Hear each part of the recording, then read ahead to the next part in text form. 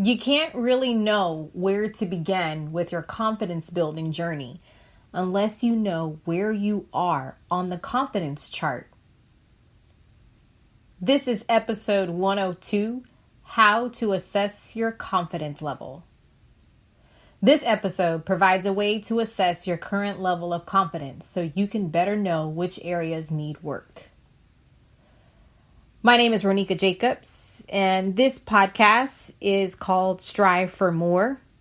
While there are hundreds of thousands of podcasts out there, you are taking the time out to listen to this one. And so I want to say thank you very, very much.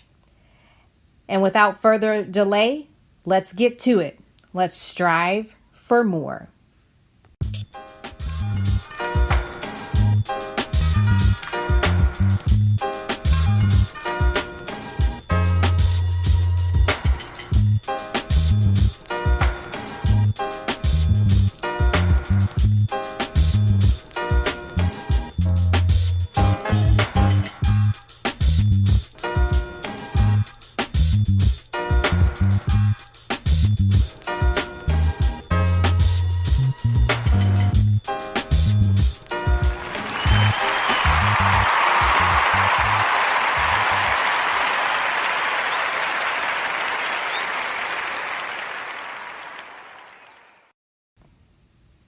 It's difficult to build confidence unless you know where your strengths and weaknesses lie within. After you begin to know yourself by assessing your confidence level, what gives you bursts of confidence and what takes it away, then you can begin to recondition your thinking process and do what works rather than repeating the same old confidence busters. If you are listening to this podcast for the first time, my name is Ronika Jacobs from Strive Leadership Consulting. It is a personal development coaching company helping you to strive for more and hoping that you can live the best life now. You can reach me at rjacobs@striveforleadership.com. You can also take the time to visit my website, which is www.striveforleadership.com. So this is episode 102, How to Assess Your Confidence Level. And so during this episode, I am going to give you 10 questions to ask yourself. And each one of these 10 questions that you're going to ask yourself will help you to assess your confidence level. My advice to you is for you to get a pen and paper out so you can write each one of these questions down. And that way, after you're finished listening to this podcast, you can actually answer these questions completely. Now, I advise you to be honest with yourself. And I know at times it can be difficult to be vulnerable, but you're not sharing this with anyone unless you want to. And so the first question is not really a question, it's more of a statement. And what you're going to do is you're going to name some things you excel at and then some things that you feel unsure about. So basically you're making kind of a T-chart. And on one side, you're going to list your strengths. And then which is perhaps on the left side, and then on the right side, you're going to list your weaknesses. And now, this is from your point of view. Now, if you're struggling to fill out each of the columns, you definitely can discuss it with your family members or other close friends who could help you add to the list and give you an objective point of view. But the first step to assessing your confidence level is making a list of your strengths and then making a list of your weaknesses. Question number 2. What do you do that may cause lack of confidence. Self-criticism, negative self-talk, constantly thinking about your failures and trying to win the approval of others may be a few of the ways you're bringing your confidence down and then sending doubts to the surface. Another important cause is hanging around with the wrong people. Be sure your social circle includes those people who build your confidence rather than tear it down. So again, the question is, what do you do that may cause the lack of confidence? Sometimes we have to take ownership for some of the things in our lives that we're not glad or happy about. Question number 3. What is a single issue that undermines your confidence? Perhaps it could be that you're in a particular situation where you feel inexperienced or incapable of performing. So often we want to go after things that we're not quite prepared for. And then once we get whatever it is that we so long desired for, we realize, whoa, I'm not quite ready for this. If you have a job path you're not educated properly for, or a career you don't like, it's time to rethink that area of your life. Is there a person in your life who criticizes you and discourages you? Or is your own internal dialogue filled with doubts and criticism? Think about the people who are in your life. Are there people who constantly criticize you and discourage you from doing the things that you want to do? Lots of people are dream killers. Name those people. And after you name those people, find ways that you can diminish the amount of time you are around them. If it's you with the internal dialogue filled with doubts and criticism, then now is the time to stop. Question number 4. Do you compare yourself to others? If you constantly compare yourself to others, to their looks, their possessions, their status, or as they say, always trying to keep up with the Joneses, you're always going to come up short.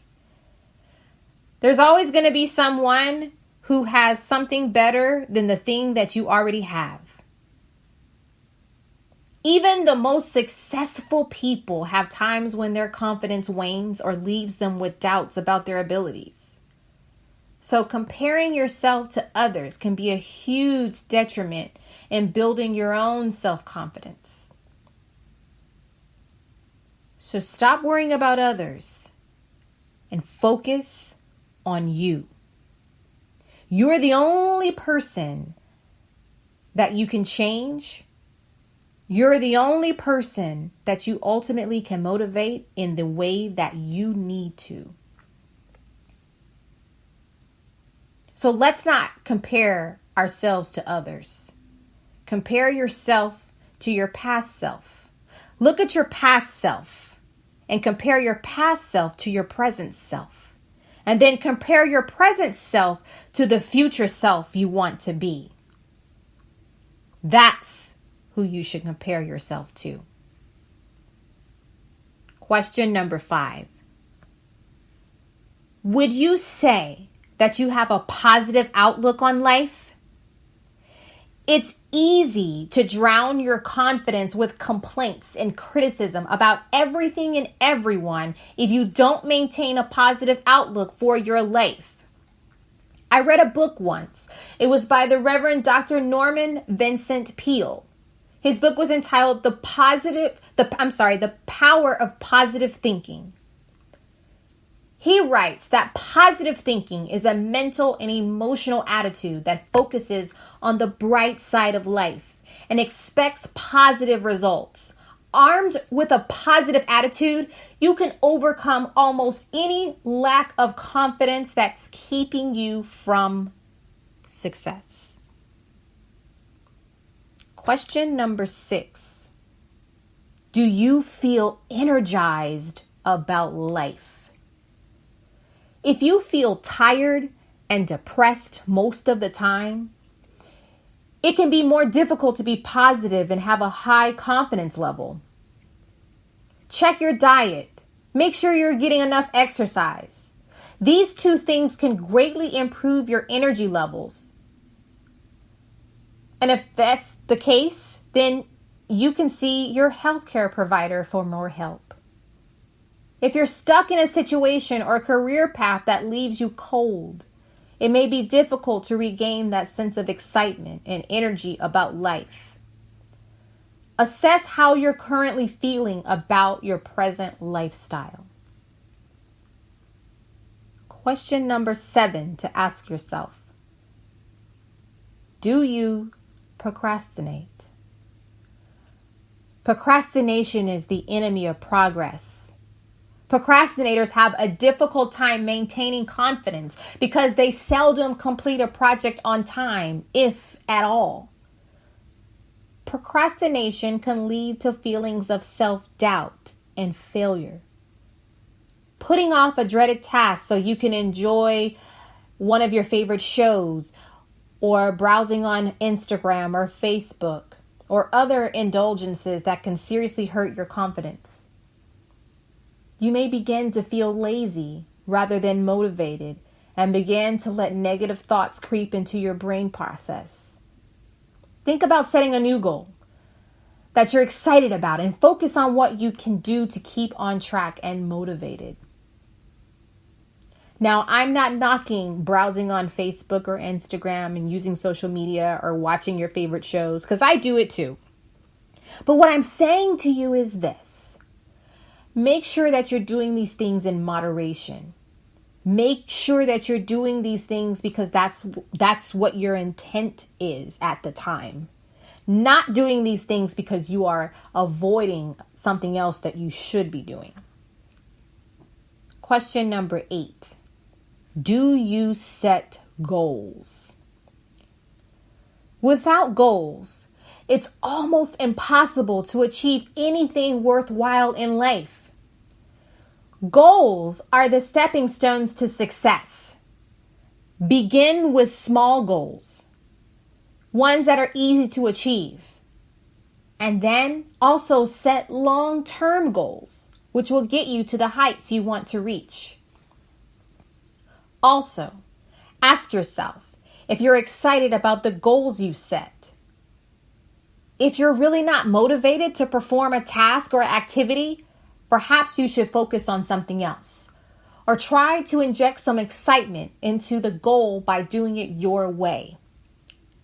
If you visit my website at www.striveforleadership.com, on the home page, you can sign up for my mailing list and you can get my free ebook of how to be the ultimate goal crusher in 90 days. This is a step-by-step guide that helps you set goals, stick to them, and achieve them.